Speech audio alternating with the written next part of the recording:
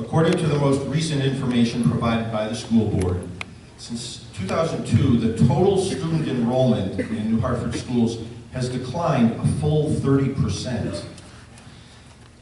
We now have 1/3 fewer students enrolled, and the enrollment projections show a continued decline every year for the next 10 years.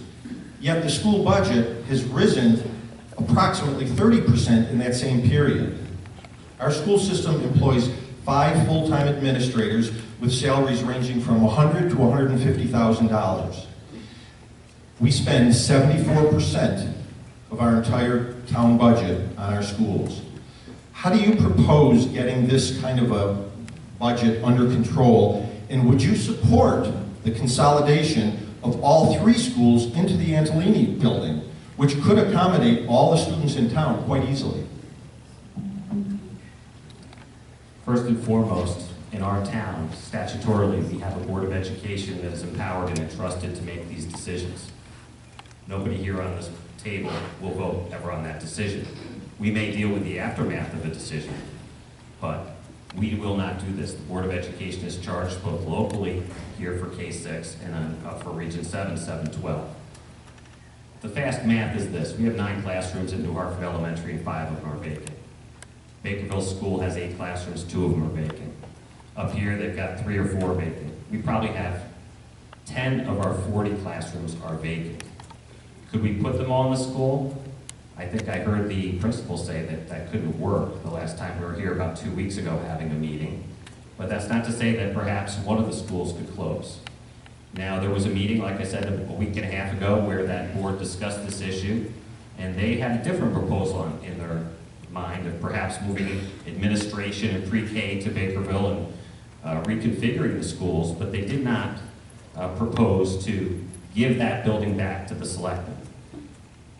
The numbers are 635 kids 5 or 6 years ago down to 460 kids locally. It is dramatic. Nobody would have ever thought we would have been here at this juncture discussing, but that's the byproduct of our state's economics and people leaving. The young kids don't have the nostalgic attachment that we all have.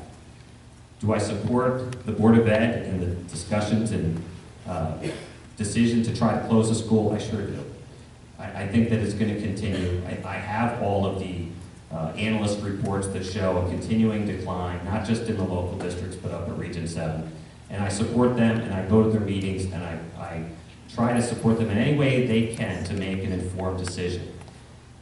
Can I tell you, it's not going to save you a huge amount of money to close one school.